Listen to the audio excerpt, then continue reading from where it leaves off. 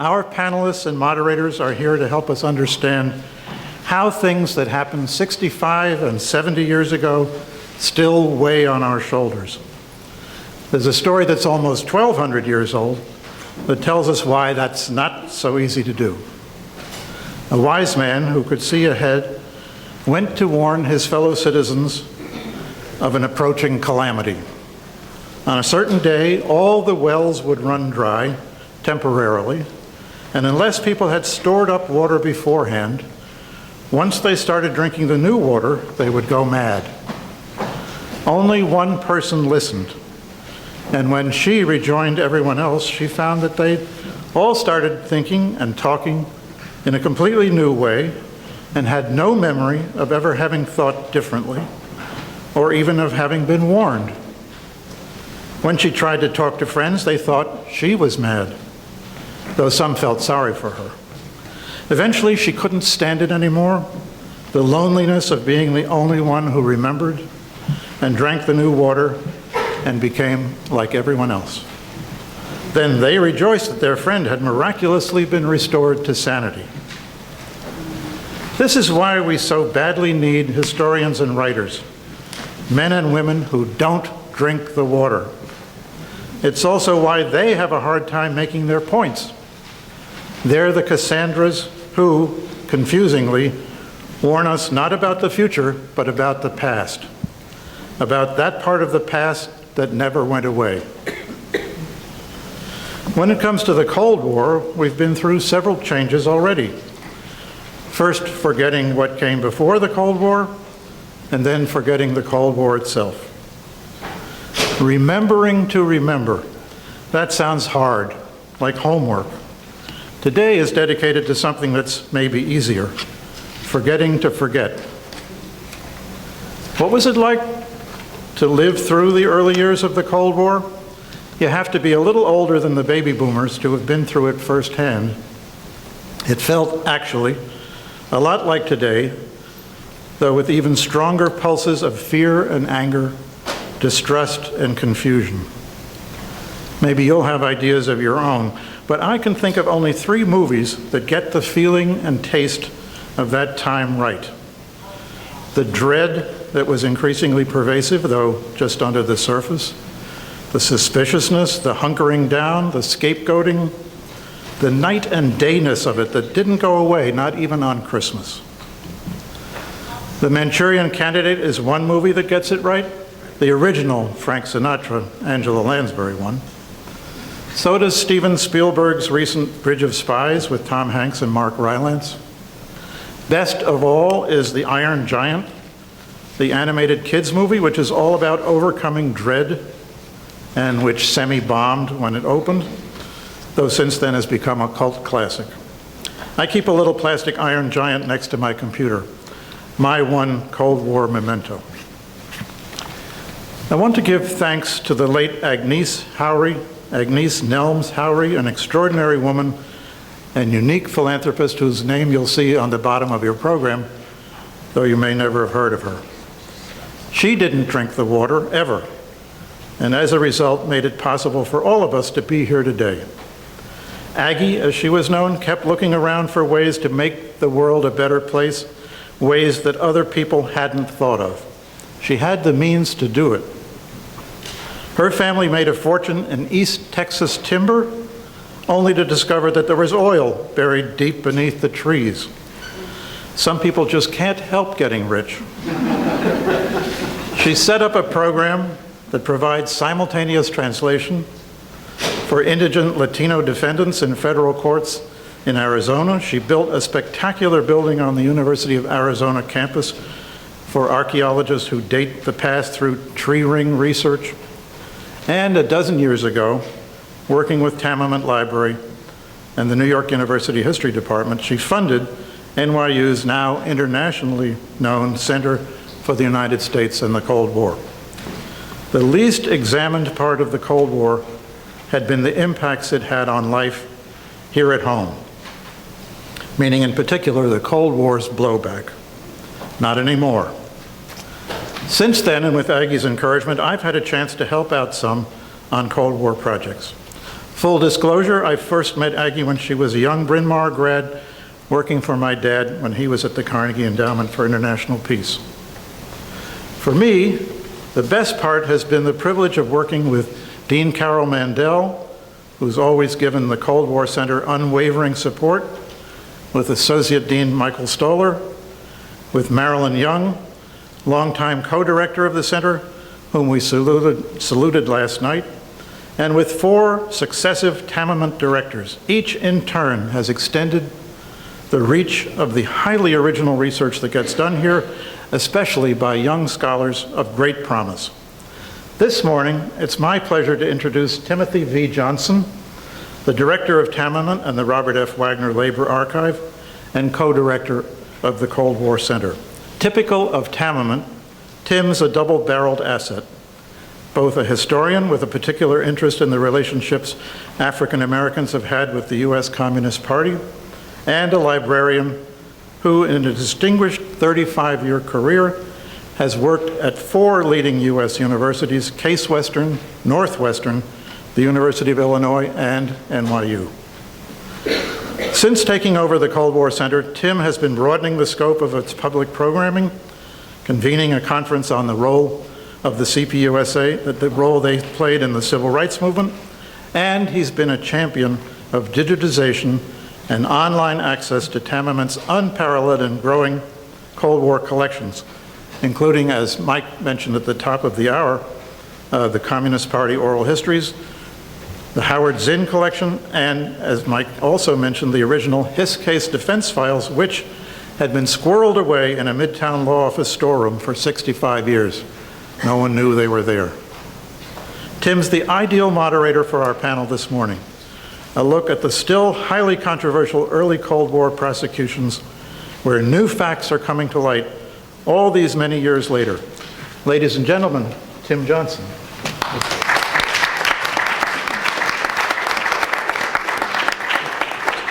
Thank you, Tony. As Mike and Tony said, this panel was assembled, focused around looking on several controversies within the Cold War period: the Alger Hiss case, the Rosenberg case, and the Smith Act trials. And in doing that, we've assembled a number of scholars and researchers who are expert in various of those fields. Just in the interest of time, I'm going to quickly run through the biographies of the 4 speakers, and then they will each speak, and hopefully at the end of this, there'll be some time for questions and possibly even discussion. First, and also coming to us through Skype, I can't see her, I can assume you can see her on the screen, is Joan Brady. Joan is an American-British writer and an international prize winner. She's the author of Alger Hiss, Framed, a new look at the case that made Nixon famous, which was published by Arcade Publishing in 2016. Her novel Theory of War exposed the scandal of childhood slavery after the Civil War, and it won an NEA grant, the UK's coveted Whitbread Book of the Year Award, that's now called the Costa Award. Her book, Death Comes for Peter Pan, concerned the U.S. medical scandal and was shortlisted for the Min Prize. And her work, The Unmaking of a Dancer, was an autobiography. Mrs. Brady first met the subject of her latest nonfiction book in 1960 and was in touch with him until his death in 1966. She currently resides in England. To my left, Jess Kisseloff is the author of 5 books, 3 of them oral histories. You must remember this about New York from the 1890s to World War II, The Box about the early days of television, and Generation of Fire about the protests of the 1960s. He's just completed a book on the Hiss case based on research that began more than 40 years ago when he went to work for Alger Hiss as a researcher, helping him and his lawyers assemble his petition for coram nobis, and I guess he'll explain what that means.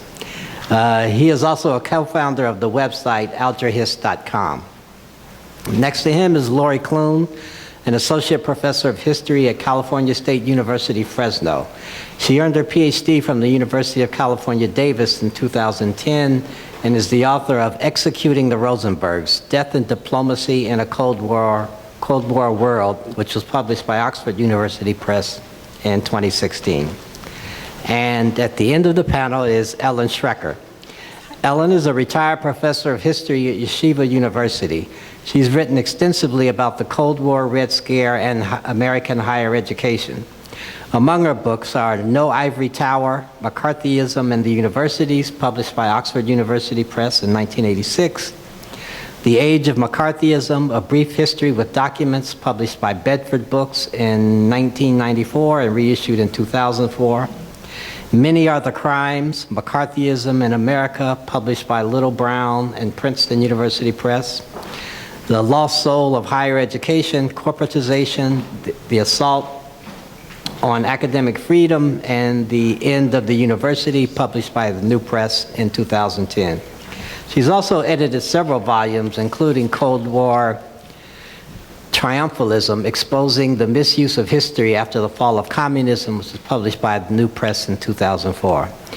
Ellen is a former editor of the AAUP magazine Academe and is currently a visiting scholar at NYU's Tamiment Library, where she's working on a study of faculty politics and academic freedom in the 1960s and 1970s.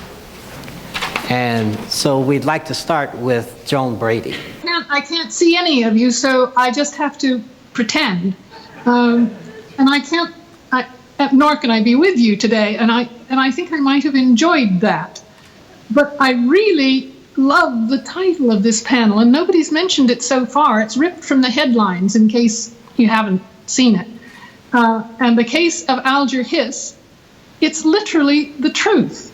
His case was ripped body and soul from the headlines. It had no existence anywhere else. None. What it's painfully like is the witch trials of more than 300 years ago that Arthur Miller did such a marvelous allegory of in The Crucible. Alger's inquisitorial panel was the House Un-American Activities Committee, HUAC for short. I'm sure most of you know all about it, but it was a federally mandated committee with mainly Republican congressmen, the witch-finder generals of the communist hysteria that was sweeping America during that period. As for Alger himself, he was really an important man and an admired one. By the summer of 1948, he'd risen through numerous State Department roles, organized the United Nations, been in effect its first Secretary General, was in effect, and had gone on to become president of the Carnegie Endowment for International Peace, which Tony mentioned. Lots of people thought he'd be Secretary of State one day. On August 3rd, a man called Alger Chambers, an ex-communist and rabid anti-communist editor at Time magazine, appeared before HUAC and accused him of being the head of a communist cell in the State Department. I find it hard to keep in mind that the Communist Party in America at the time was completely legal. It had offices, it published magazines and newspapers, it ran candidates for offices, but being a communist was entirely legal too. But these popular hysterias are so very odd. This tale of alien terror held that the aim of communists was to destroy souls. They were going to destroy the American way of life. You'd be enslaved, liquidated if you disobeyed to the slightest degree. I mean, children as far away as Canada were so frightened of communists they couldn't sleep without a light on. Just being accused of being a communist back then was enough to ruin a life, and all accusations were reported in the newspapers. Even so, HUAC was on the way out, and pickings were poor. The best they'd done was to put 10 Hollywood writers in prison when the writers' only crime was to refusing to give the names of people they thought were communists. It just wasn't good enough. They were losing their funding. They badly needed a savior. Anyhow, it was the New York Times that printed the accusation against Alger, and Alger, being Alger, decided a matter of principle was at stake. He demanded the opportunity to deny the charges under oath. I'm sure he thought he'd have no difficulty putting these bullies in their places. But he hadn't counted on HUAC's newest member, its savior-to-be, a junior congressman from California, Richard Milhouse Nixon. Within a week, Alger was on his way to prison, and Nixon was on his way to the White House. I knew Alger for over 30 years, but it wasn't until I got into trouble legally, a threat of prison myself, I'm sorry to say, that I started to looking into his case. He was dead by then, so I had to seek my solace online. The frame-up became so obvious, so quickly, that it took my breath away.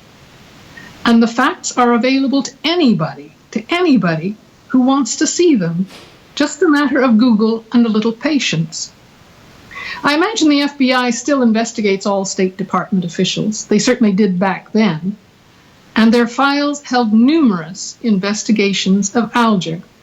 They found nothing subversive. But good God, the detail. They bugged his telephones, opened his mail, shadowed him, investigated everybody he came in contact with, copied his desk calendar, verified his appointments, including doctors and dentists, tracked family holidays, his children's schools, teachers, even their babysitters.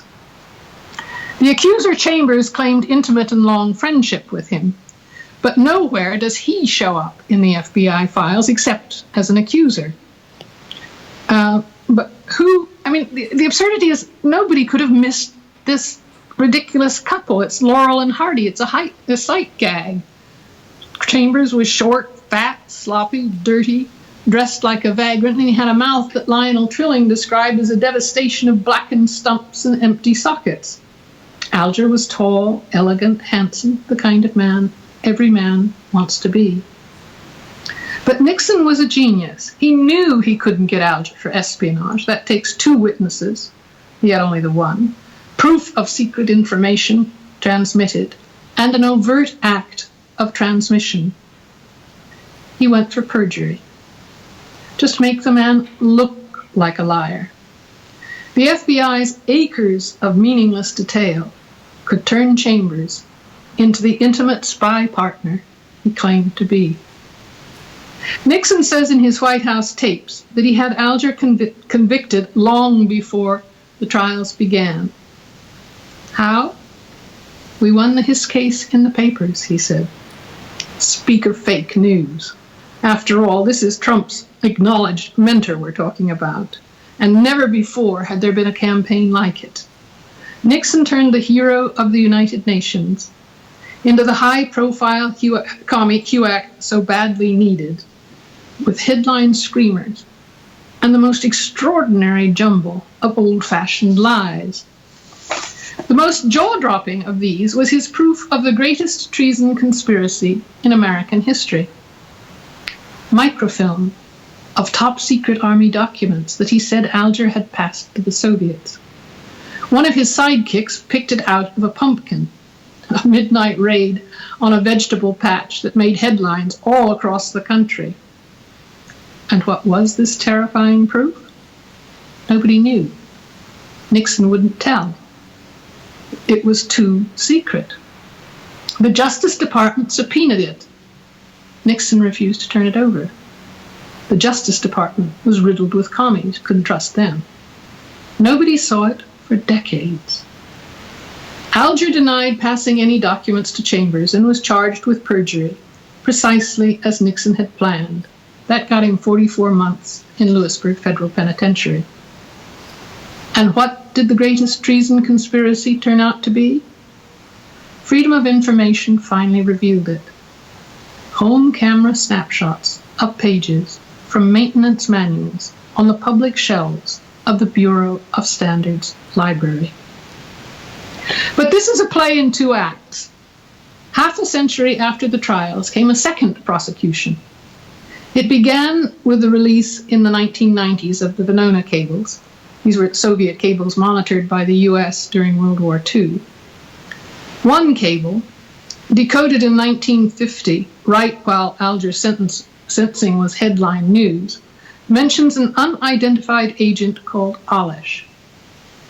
An equally unidentified FBI decoder noted, "It would appear likely that this individual is Alger Hiss." Meantime, the KGB needed money for its pension fund. It offered Crown publishers selected archival material for a book. A journalist, an ex-KGB man called Alexander Vasiliev, went to the KGB's press office in Moscow, sat at a desk, and made notes of the selection the KGB was willing to show him. His notes are really the basis for the present accusations. Vasiliev wasn't a happy man, though. People said nasty things about his research. He sued for libel. In the course of this suit, which he lost, he stated flat out that he found no evidence that Alger was Alish or any other Russian spy. All his notebooks are available on the Wilson Center website. Numerous post-Soviet Russian scholars have searched for Alger in the actual archives in Moscow. They agree there's nothing. Which leaves us with the extraordinary conclusion that if Alger Hiss had been a spy, the secret services of neither the Soviet Union nor the United States knew anything about it. Vasiliev did find numerous references to the unidentified Alish, though. And here's what came to me as the greatest shock. Historians among you should be especially concerned. Whenever Alger's modern accusers run across the name Alish in Vasiliev's notes, these accusers supply no other sources the rest of us can check for ourselves. They simply substitute the name Alger Hiss. Historians need to check their consciences. Here's how what starts as fake news turns into fake history. Thank you for listening to me.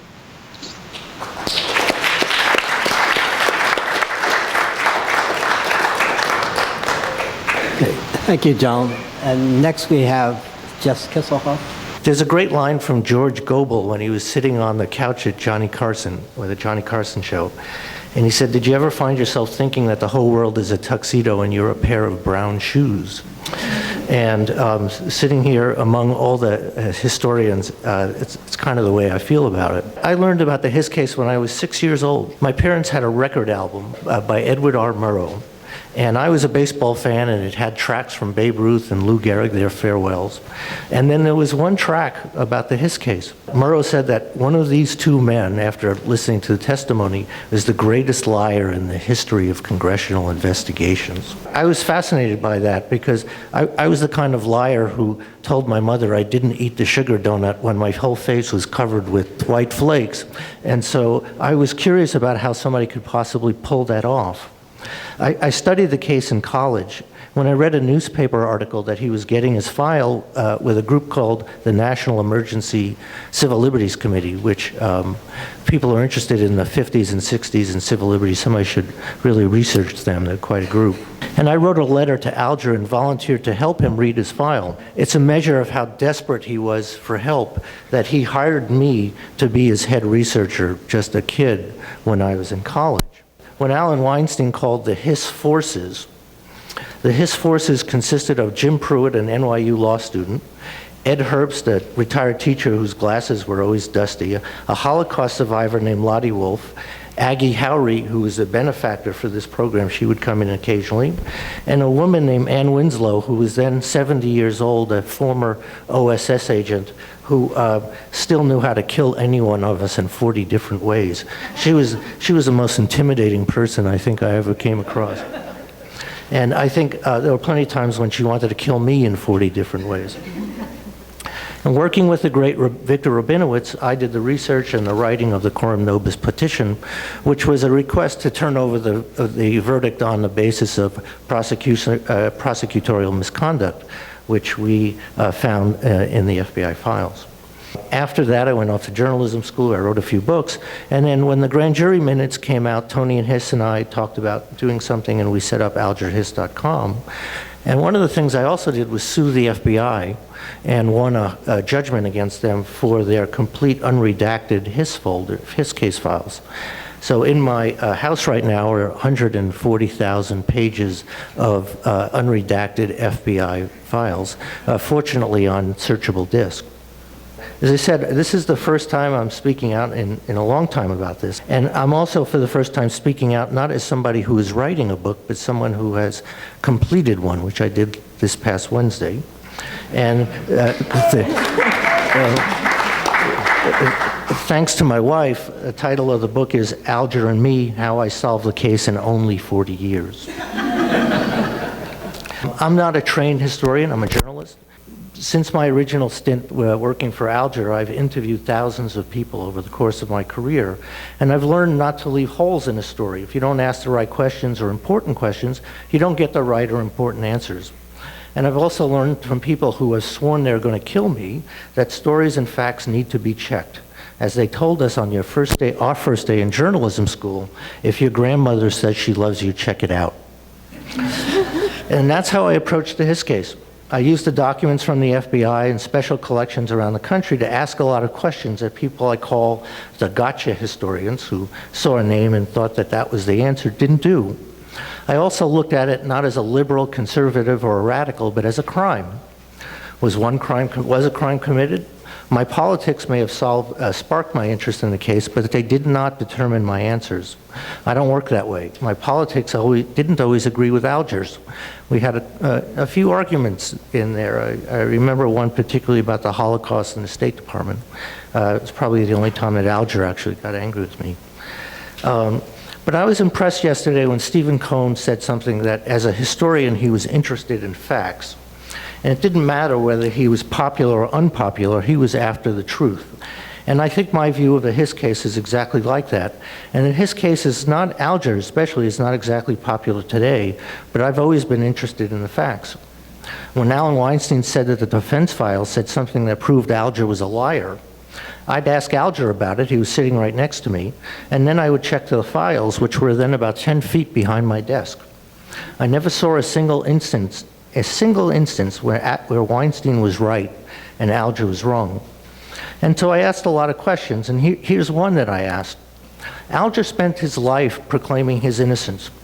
Why would he have filed an FOIA request on the day the bill became law if he was guilty? He didn't know what was in the files, yet he went ahead anyway. When he didn't get all the files that we were entitled to, he sued for more. I mean, he had no idea what was in there. It was going to blow apart his whole argument of being innocent. And yet, that's not what he did. He always insisted on opening information to everybody and getting as much as possible. And if Alger's motive to commit espionage was that he was a communist and had been converted by Priscilla, his wife, was he a communist? Was she? Did Priscilla type the documents? If he didn't, somebody did. Who? So quickly, no, he was not a communist. He was not in the party. He was not in the so-called Ware group. I say so-called because the group was actually called the Cling Peaches, after a group that worked on such a case in the AAA. If Chambers had actually been associated with the group, as he said, he would have known that. Alger's work in 30 and 31 on the Journal of the International Juridical Association, that his detractors point to as the only evidence of his CP membership, that group was on the Attorney General's list, and for bogus reasons, but it was not a communist group. Alger did write for its journal, but Shad Polaire, who was Rabbi Wise's son-in-law, was the editor of that journal. And he asked Alger to come in, not because he was a radical, but because nobody read the journal because it was so radical and it was unreadable. He wanted more moderate people on the staff, and that's why he brought Alger Hiss in. And the FBI knew that. I got that from an FBI file.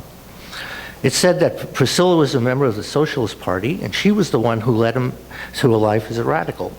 She was not a socialist. She volunteered at a food kitchen that was run by the Socialist Party. At the trial, they showed a membership card that was introduced at trial. Sorry about that, but it was not a membership card. It had a certain date on it. On that night, she went searching for homeless people who she could bring to the shelter. It was some kind of ID card. And I actually have her letters to Alger from the day before and the day after that, and that day where she described this. And at no time did she ever say to Alger, I joined the party tonight. And of course, if she had joined the Socialist Party, it wouldn't mean anything. 1932 was I just need some water. 1932 was an election year. Norman Thomas was assaulted by communist goons that year. They even called him, I love this, a sniveling yellow socialist faker. They also called him a social fascist sky pilot. So if she was a socialist, man, did she type the papers? This is a question I looked into a lot. So I visited the house on 30th Street, which you can see right there. It's the little white house. It's 13 feet wide. It's so small that, as you say, you have to go outside to change your mind. The May family lived next door, and I talked to Elizabeth May, who had been president of Wheaton College. She said the walls were so thin that they could hear everything, absolutely everything, and they never heard any typing whatsoever. A sports writer moved in after Alger and Priscilla moved out and drove them absolutely crazy with his typing all night. On the other side were the Robb family. That's Chuck Robb, who married one of the Johnson daughters. And they too said the same thing. They never heard a word, except that Tim Hobson, Prossy's son, liked to practice the piano every night. And I guess he wasn't very good, and it made them also a little crazy. But again, where's the thinking on this? So why would they have her be typing all night in a little house on a Georgetown street where the windows were wide open because there's no air conditioning? Now, if Alger was a spy, wouldn't they be more careful? I mean, everybody would have heard this typing. My God, I've typed on Woodstock typewriters. You can hear it a block away. The house was so small, there was no place to hide the typing.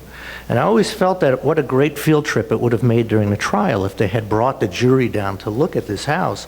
I think they would have laughed at this case. It's just so ridiculous. As for the documents, they could have been photographed. And as for their content, many were summaries of documents. And the interesting thing about the summaries were, in about 10 instances, Prosy left out the information in the original document that would have been of real interest to the Russians. It happened time and time and time again. And there's one thing about Prosy. I mean, you might want to call her a socialist or communist, but you couldn't call her an idiot. And she would have had to be an idiot to summarize the documents in the way that she did. She wasn't. And one more thing about the house. If you see the house next door, that's the red house. And there's also an FBI file down there. Esther Chambers claimed to be, she and Whitaker, they're great friends, and they went to the 30th Street house all the time. And Esther even described the interior of the house at trial, very impressively so. She knew where the shelves were, where the kitchen was, everything. Except there was a problem. She described the red house next door, which was the mirror opposite of the Hisses' home. She had never been in the home. That FBI document are the plans that were shown to Esther Chambers before her testimony. And she just botched it. Now, there's a very smart man named William Howard Moore who wrote a great pamphlet called Two Foolish Men. And in the pamphlet, he said this about Chambers' use of the name George Crosley, which is really key to the case, as he says. The solution to the Hiss case, then, depicts on which story is correct, the Carl story or the Crosley one. Carl was the name that Chambers said that Alger knew him as Carl. The Baltimore documents have nothing to do with the determination of Hiss's guilt or innocence. If Alger could prove that he knew a harmless writer named George Crosby, then his innocence is incontrovertibly established. Then the Baltimore documents become irrelevant. Well, there was a guy named George Eddy who worked for the Treasury Department in the 1950s. And George was so exacting that if Lincoln had sent him a draft of the Gettysburg Address, George would have sent him a 5-page commentary about where all the facts were wrong. And George noticed something in the trial transcript. When Alger first tells HUAC that Chambers was a guy named George Crosley, Robert Stripling says, did he have a middle initial? Is it George L. Crosley? Alger says he didn't know. Well, it turned out that there was a George L. Crosley living in Washington who Robert Stripling had been talking to for several days beforehand. And George Eddy actually found this George Crosley, and Stripling had asked him about all these things that Chambers was saying. Stripling for a while thought that George L. Crosley may have been involved in this thing. But the key point is that they knew before Alger said that Chambers was Crosley, that Crosley had actually used, that Chambers had actually used this name. And so they were lying all along when they said there was nobody named George Crosley, and Alger must have been lying.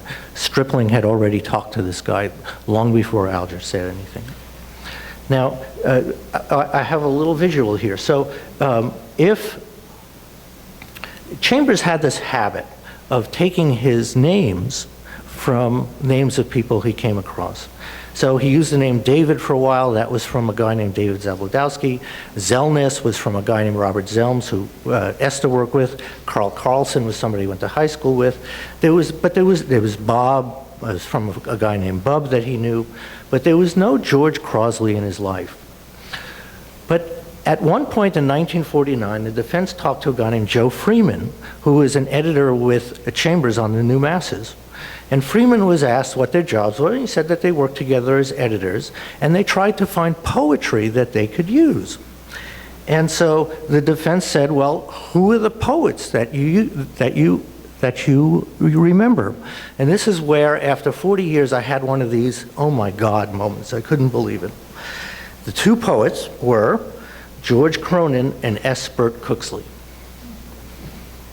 And if you take a look at that, you can see where Chambers got the name, or where he could have gotten the name. Take out the two names and you got your George Crosley. Well, one of the things that I've done over the last year is try to determine whether Prossy had typed the Baltimore documents. And one of the ways that we can figure this out is there were a lot of interlinear corrections.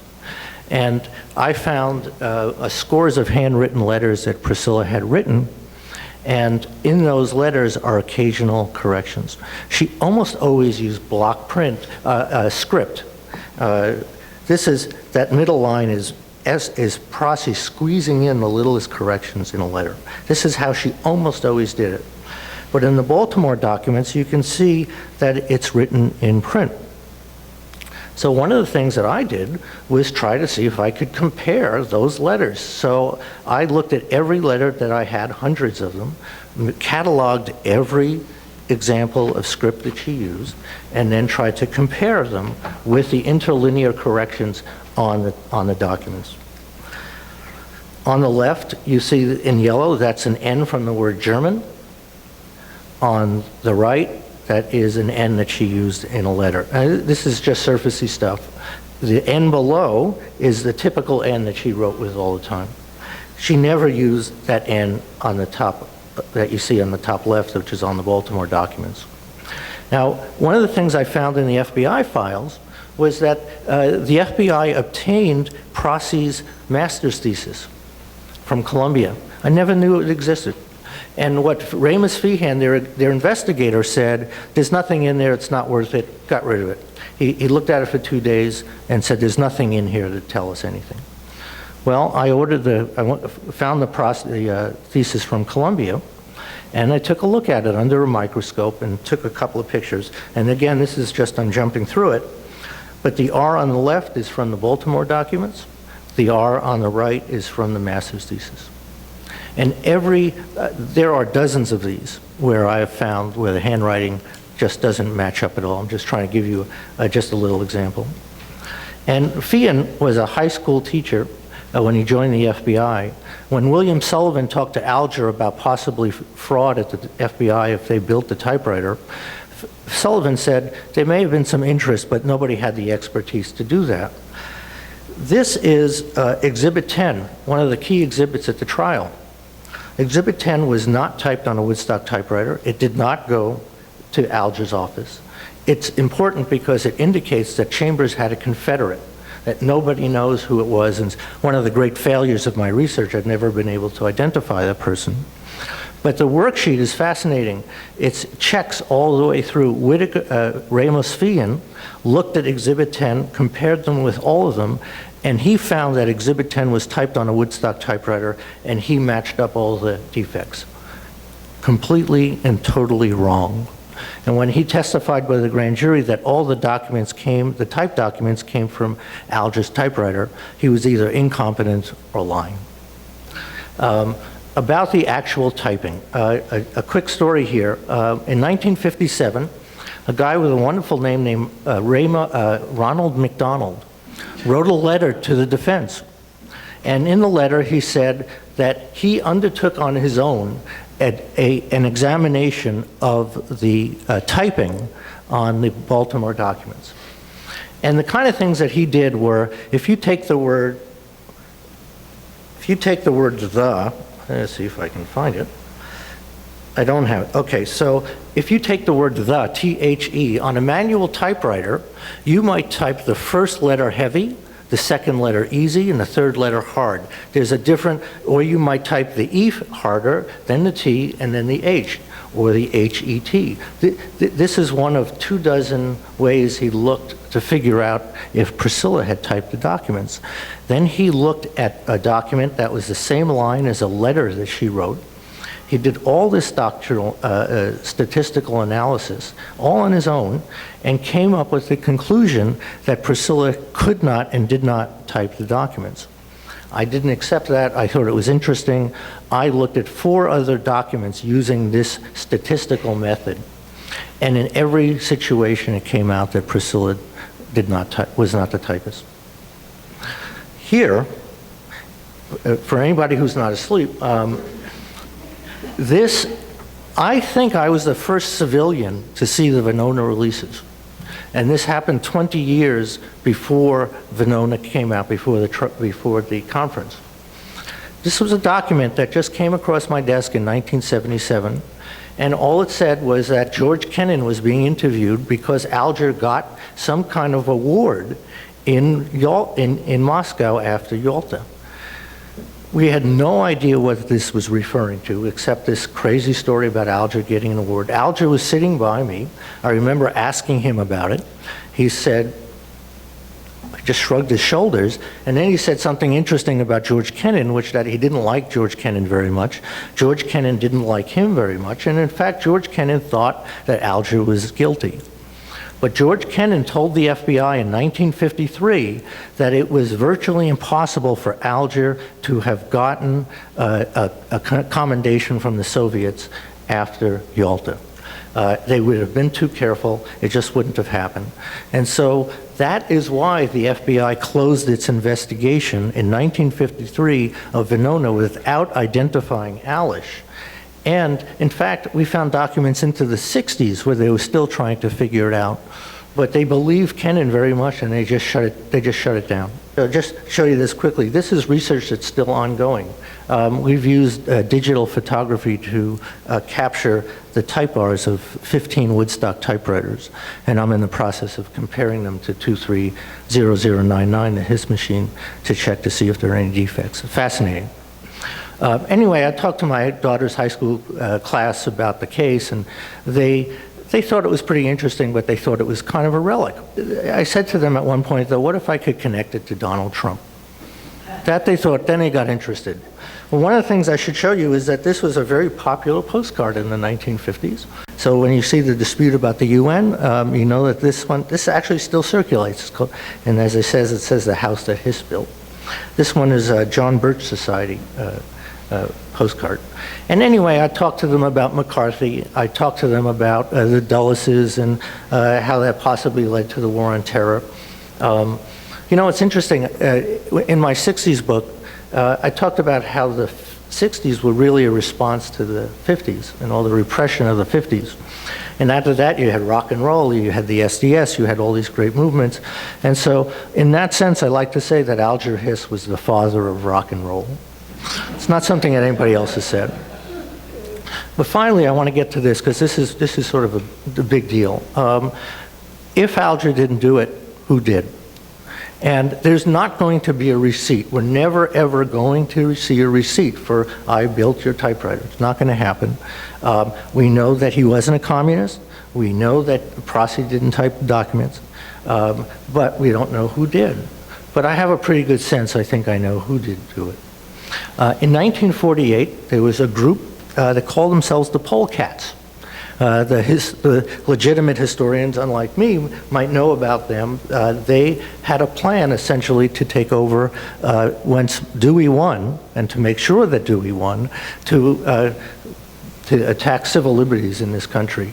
And I found the letters from this group in various files around the country, and there was Alfred Kohlberg of the China Lobby funded them, William Loeb, Clare Bruce Luce, about a half a dozen folks, and they were organizing to win in '48, and they had a plan afterward, and this was part of their plan. This is one of the proposals that they had: break relations with Russia, lock up all Russian agents and spies, try as traitors all Americans adhering to Soviet Union, giving aid and comfort, prohibit trading with the Soviet Union.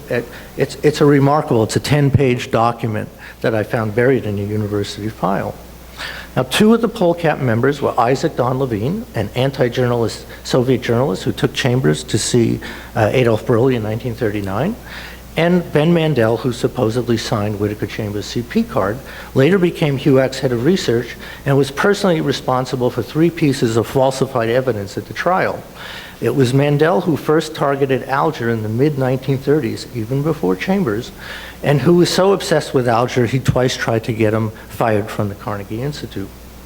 Both Levine and Mandel have long records of forgery, and Mandel was somebody who never gave up.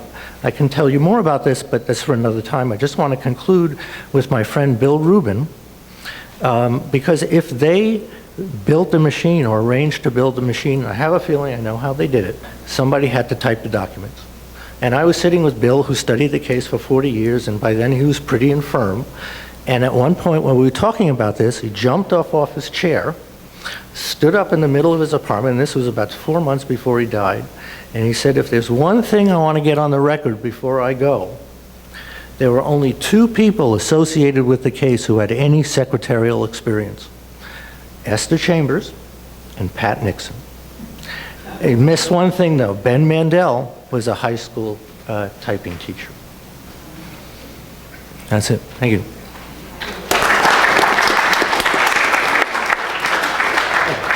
Thank you, Jeff. And now we'll pivot from the Hiss case to talk about the Rosenbergs with Lorie Klum. Thank you all for being here. This is early. It's a gorgeous day. I'm delighted to be here and not in really hot California right now. Recently, David Remnick wrote the following in The New Yorker. On November 9th, the United States elected a dishonest, inept, unbalanced, and immoral human being as its president and commander-in-chief. Trump has daily proven unyielding to appeals of decency, unity, moderation, or fact. We've seen indications of how the current president has damaged the reputation of the United States abroad, but it would likely take years for historians to fully document that damage. Today, I'd like to look back at the Rosenberg case briefly and its impact on America's global prestige. In 1953, Julius Rosenberg and his wife Ethel were executed for conspiracy to commit espionage. In 1950, FBI agents had arrested 32-year-old Julius Rosenberg in New York City and charged him with conspiracy under the Espionage Act. Specifically, officials accused Julius of using his military spy ring to pass the secret of the atomic bomb to the Soviet Union. To pressure Julius to talk and name other spies, agents also arrested his wife, Ethel. After a jury found them guilty, to further pressure them to talk, the judge sentenced both Rosenbergs to death. Julius and Ethel claimed their innocence and refused to name names. Appeals and protests lasted more than 2 years before their grisly electrocutions in 1953 made orphans of their 2 young sons. We now know that Julius had indeed passed military secrets to the Soviet Union. There is no conclusive evidence that Ethel was a spy. In my research, I wanted to place this controversial case in its global context. Specifically, I wanted to tell the story of the international reaction to the case and how diplomats in the Truman and Eisenhower administrations responded to that reaction. So I turned to the archives of the State Department. Whenever an American diplomat abroad reports back to Washington, D.C., the State Department keeps a record of that communication. In the 1950s, when a Foreign Service officer stationed overseas wrote to the State Department, officials labeled and cataloged the correspondence and created a name card for anyone referenced in the memo. The resulting name card index consists of hundreds of boxes packed with thousands of tissue-thin pieces of 3x5 paper that are referred to as cards. Each of these cards contains cross-referenced document numbers and is alphabetized under the last name of anyone mentioned in the communication. This index, as you can imagine, is critical for researchers delving into State Department Cold War documents. Let me give a brief example. So in the State Department name card index for 1950 to 1954, located in College Park, Maryland, there are more than 50 name cards for Senator Joseph McCarthy. This is not surprising. It means that diplomats sent at least 50 telegrams or memos to Washington, D.C., each documenting international reaction to the senator and his anti-communist tactics. The immigration case of Charlie Chaplin garnered global attention and prompted a handful of cards. When the State Department famously rescinded J. Robert Oppenheimer's security clearance, 6 name cards resulted. Paul Robeson and his suspended passport generated about 20 name cards. But when I looked for Julius and Ethel's name cards to find the international response to the case, there were none. 0 made no sense. 1 made sense. 0 makes no sense. The cards jumped from Rosenberg, Bertha to Rosenberg, Ludwig, which shows us many things. There are cards on everyone. No offense, but who's Ludwig Rosenberg? Everyone. I consulted with State Department archivists who know far, far more than I ever will, and they were very perplexed. It would take another 2 years before they could find 2 documents that, without the name cards, had not been used before. These documents detail a truly global Rosenberg protest movement. They contain nearly 1,000 documents from 84 cities and 48 countries around the world. They include newspaper clippings, editorial comments, petitions, and placards, all attached to detailed correspondence from embassies, consulates, and legations spanning 1952 to 1954. They show that Rosenberg protests extended from Argentina to Australia, from Iceland to India, and from Switzerland to South Africa. Last year, my book on the case tells the story of this global protest movement that the Rosenberg case inspired, but really focuses on the Truman and Eisenhower administrations, their officials who failed to really respond to the protests and convince the world that executing the Rosenbergs was necessary. If that was what they believed, they did not convince certainly the vast majority of protesters. The trial was problematic. As we know, the death sentence was a travesty of justice, and the executions were horrifying. In the eyes of protesters around the world, the case damaged the image of the United States. Protesters asked, how could the country that claimed to be the beacon of freedom, democracy, and justice execute this young couple? The Rosenberg case continues to reverberate more than 60 years later, and not just because on the cover of the the program, we see Donald Trump sitting next to Rory Cohn, one of the top prosecutors in the case. Placing this controversial case in its global context demonstrates the vulnerability of America's prestige. It appears that we are currently living through a period that is particularly damaging to the reputation of the United States. As historian David Kaut once observed, quote, "When official America sins, she sins doubly, against her victims and against her own traditions, ideals, and rhetoric." While the United States may have recovered some of its lost prestige from the early Cold War, it remains unclear how and when its image will recover from the actions of the current administration. Thank you.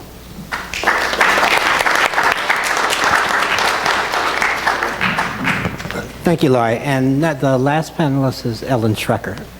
I think the significance of this panel is that it is really showing us, in a way, how the criminal justice system was used during the early Cold War as a mechanism for punishing certain kinds of political dissent. And we're talking here in a broader sense about McCarthyism, which was really a two-stage process, I think, of destroying the reputations and careers of politically unpopular individuals. And the way it operated was, first somebody would be identified. There were two stages, identification and then the imposition of sanctions. And the identification was usually by a organ of the state, HUAC or the FBI, which would slip pieces of paper, unmarked lists of incriminating affiliations to somebody's employer, or else publicly being called up by a congressional committee. And then the second stage was when that employer would usually fire the person. But trials, political trials in particular, like the Hiss and Rosenberg cases, served another function. These trials may well have been one of the most important aspects of the political repression of the McCarthy period. And they're important, I think, because they establish the scenario that American communism was a threat to national security.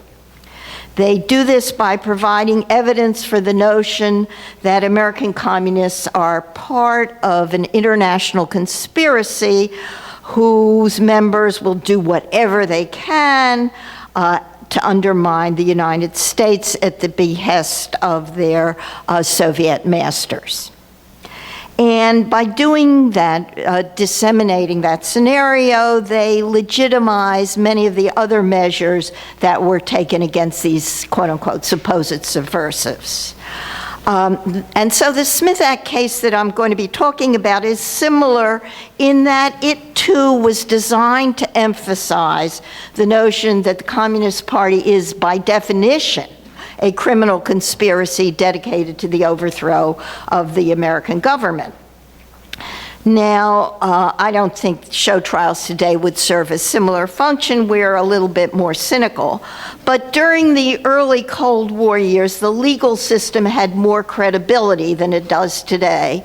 And it was very easy for the state to repress its political opponents by invoking the notion of national security, that magic phrase.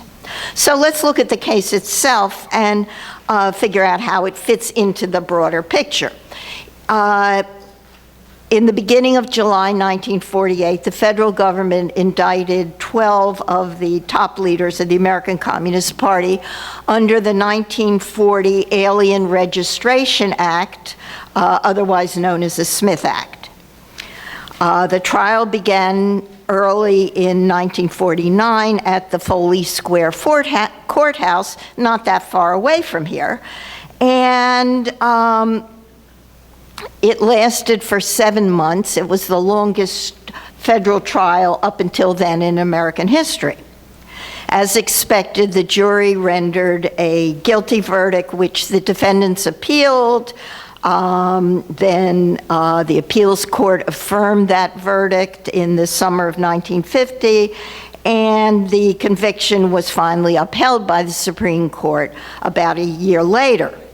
Significantly, this case was almost entirely the product of J. Edgar Hoover's lifelong obsession with American communism. It began in early July 1945, even before World War II ended, when Hoover ordered his agents to begin collecting evidence for a criminal prosecution of the party's top leaders that would, and I quote the FBI, result in a judicial precedent being set that the Communist Party as an organization is illegal. Transforming the party from an unpopular but legitimate political organization into a criminal conspiracy would serve several important functions for the FBI. In the first place, it would provide cover for some of the FBI's less than legal activities. In particular, it would provide a rationale for the so-called security index, a secret surveillance program that consisted of a list of supposed subversives who were to be rounded up in an emergency, just the way Japanese Americans had been rounded up and sent into camps at the start of World War II. Making the Communist Party illegal would also allow the government to prosecute, and I quote the FBI again, individual members and close adherents or supporters. And it would legitimize repressive action within the private sector as well. As the FBI prepared this brief for the trial, which Hoover called, quote unquote, a showdown with the Communist Party, Hoover instructed his agents to collect evidence of the party's illegal activities from undercover informants in the party, ex-communists, and party literature. And the Bureau was also looking for some kind of a statute to try the party under. It finally came up with the Alien Registration Act of 1940, which, in addition to requiring foreigners to register with the federal government, made it illegal, and I quote, to knowingly or willfully advocate, abet, advise, or teach the duty, necessity, desirability, or propriety of overthrowing or destroying any government in the United States by force and violence. And I think it's hard to ignore here, especially today, the link between immigration issues and other forms of political repression. To strengthen their case, the government also charged the Communist Party's leaders with conspiracy, which is a charge that has been called the prosecutor's darling, because if one member of the so-called conspiracy is convicted and is guilty of something, everybody else in the conspiracy is also guilty of that. Now, the FBI had a bit of trouble finding evidence that the party supported force and violence, since none of its members seemed to be stockpiling guns or planning to blow up the White House. So the prosecution claimed that it was implicit in the party's quote-unquote historic mission. And the way they found that was by going through the communist classics from Marx, Lenin, and Stalin, and pulling out whatever references they could find to violent revolution.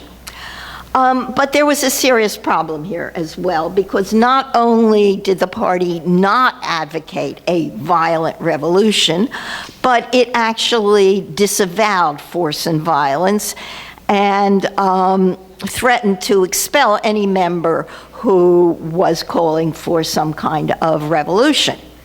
How did the FBI respond? They discovered something called Aesopian language, which referred to a passage in an early work by Lenin that talked about the use of coded language to get around the Tsar's censorship. The FBI agents charged with putting together this brief went to see all their informants who were in the party and the ex-communists they were using and asked them about how the party was using the phrase Aesopian language. And I've seen the reports that the agents sent back in which they said, well, they asked X and Y and Z, and they all said, what? Never heard of it? What are you talking about? But luckily, the FBI did have a gentleman by the name of Louis Boudens, who was the former editor of the party's newspaper and the highest-ranking party member to defect. And Boudens was one of these people who was more than happy to tell the FBI about Aesopian language, as well as about anything else the FBI wanted to know. So eventually, the brief, which was quite large, was prepared, and in July 1948, the indictment was handed down against the party's top leaders. And it's important to realize here that the impetus and the timing for this decision to indict the CP's leaders did not come from the top of the federal government. It was not something that Harry Truman had ordered. It was, in fact, kept secret from him. The preparation of the indictment and the brief was kept secret from Truman and did not really involve the Attorney General, Tom Clark, although he had finally signed off on it. From the start, this was the FBI's baby. The trial followed the script that the FBI's brief had proposed. The prosecution spent a lot of time reading the damaging passages from the Marxist classics. And it also relied on witnesses like Boudens, ex-communists and undercover informants, and using these, surfacing these undercover informants actually served to demoralize the party when they realized, the leaders had realized how successfully the FBI had penetrated their own ranks. Now, the defense wasn't so great either. The party had 5 attorneys, plus Eugene Dennis, the general secretary, who served as his own lawyer, largely to be able to present the party's political defense of the case into the case. The party had adopted a strategy they called labor defense, which did not emphasize such bourgeois things as civil liberties or the First Amendment, but rather planned to rely on extrajudicial pressure, things like demonstrations, petitions, things that had worked back in the 1930s with the Scottsboro case.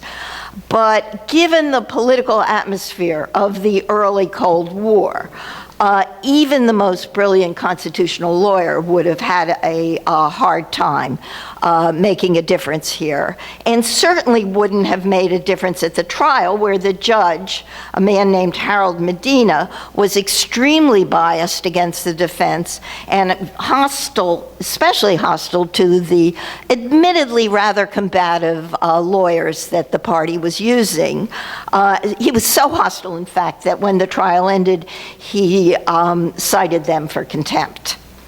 The verdict was no surprise. The jury deliberated for all of 7 hours. And the party, of course, appealed. And when we explore the legal history of the Dennis decision, as it was called, it's clear that, as in other cases of the period that dealt with communism, national security was the overriding concern. And it's important to realize that the legal system was part of this McCarthyist apparatus. It colluded. There's no other word for it. On August 1st, 1950, the appeals court handed down its decision, relying on a new kind of balancing test to determine whether or not there was a clear and present danger that would override the First Amendment's protections. And that rule was, and I quote, "In each case, courts must ask whether the gravity of the evil discounted by its improbability justifies such invasion of free speech as necessary to avoid the danger." And it's important to realize that this ruling came down about 6 weeks after the beginning of the Korean War. So you have to realize what the present danger was. And the majority of the Supreme Court relied on that formulation of the earlier court in its 6-2 decision, where they referred to the threat of the Communist Party, and I quote, "in the context of world crisis after crisis." In the aftermath, as Hoover had hoped, the successful prosecution of the communist leaders set a precedent that the Communist Party was illegal. And the Dennis decision is followed up by later prosecutions under the Smith Act of sort of lower second-tier party leaders in 14 American cities. There were other kinds of prosecutions that followed as well, attempted deportations, and such legal proceedings as those under the McCarran Act of 1950 that was trying to register the Communist Party and its quote-unquote related front institutions with the Attorney General. By the time these prosecutions petered out, which occurred by the late 1950s, the Communist Party was, in fact, essentially a relic of its earlier self. The party's response to the Dennis decision did contribute to its own problems, because it reinforced the image of the party as a conspiratorial organization. It sent a group of cadres, including 4 of the convicted Smith Act defendants, underground, because they were supposed to serve as the nucleus of the party once it became really illegal, and they were going to organize a resistance the way the communists had done in occupied Europe during World War II. Not too helpful. And just as J. Edgar Hoover had hoped, the criminalization of the Communist Party was extremely successful. By that point, the revelations of Stalin's crimes in 1956 had led to mass defections, and together with its other flaws, the party's influence disappeared from American life. And what you have to realize was, up until then, the party was probably the most important organization on the American left up until that time, so that much of the organized American left sort of just disappeared. Could we see a new Dennis case today? Perhaps, but obviously not directed against communists. Now the targets are illegal immigrants, Muslims, and similarly marginalized groups. But the invocation of national security remains. And it's now, of course, invoked with regard to terrorism, the current scare word rather than communism.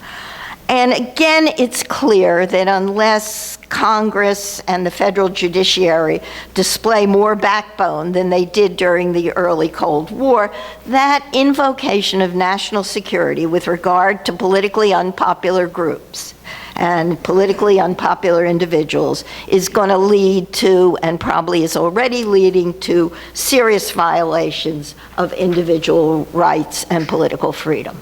Thank you.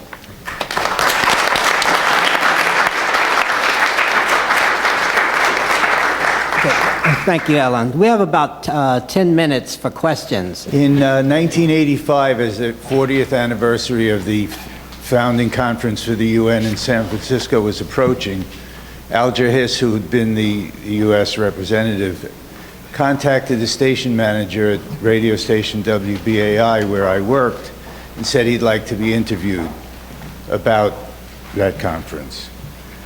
So I was the resident Old Left programmer at the station. I had done all the programming on the 30th anniversary of the Rosenberg execution 2 years earlier, including the debate that Victor Navasky organized at Town Hall, and the annual luncheons of the veterans of the Abraham Lincoln Brigade and the New York National Emergency Civil Liberties Committee. So I was asked to be the one to do it.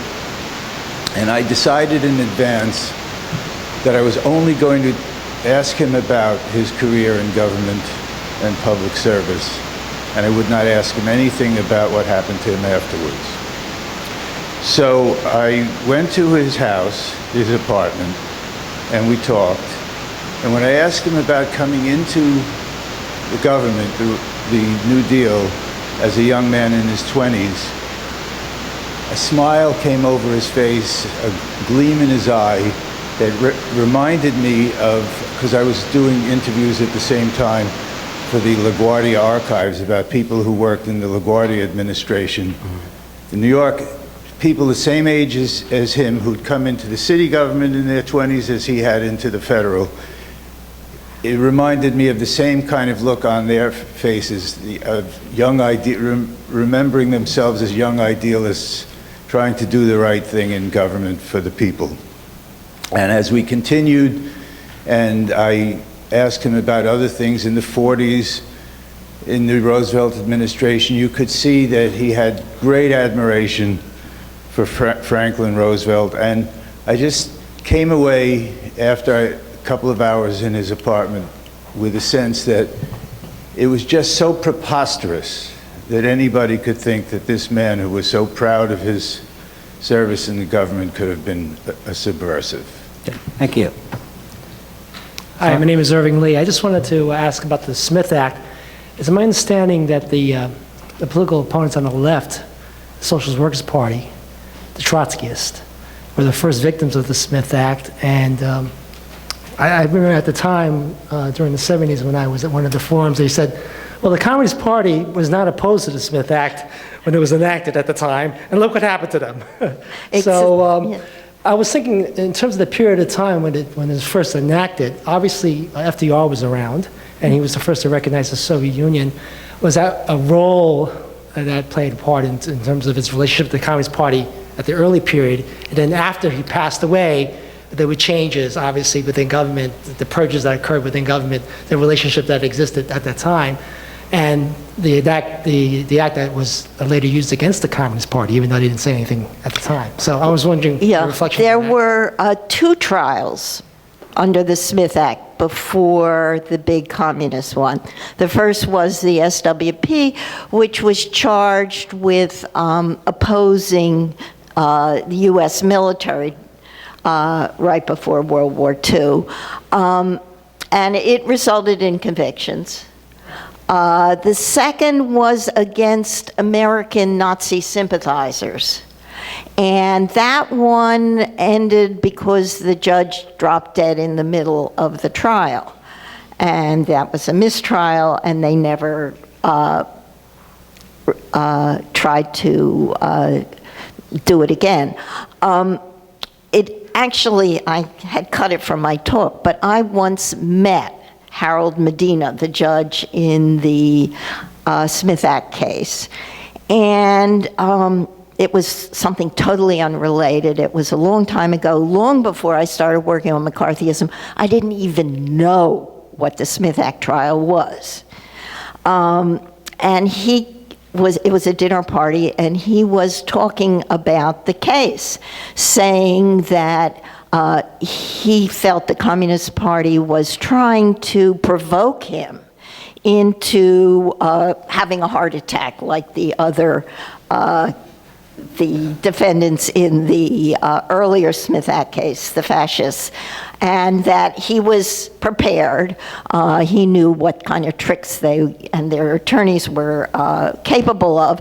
And so during the trial, he said he consciously looked around the courtroom, never resting his eyes on any single person, because he assumed that the communists had brought in a hypnotist who was going to make him crazy. Okay, this is, what can you say? Anyhow, yes, the Communist Party had, in fact, been more than happy to see the Trotskyists on trial in that first trial.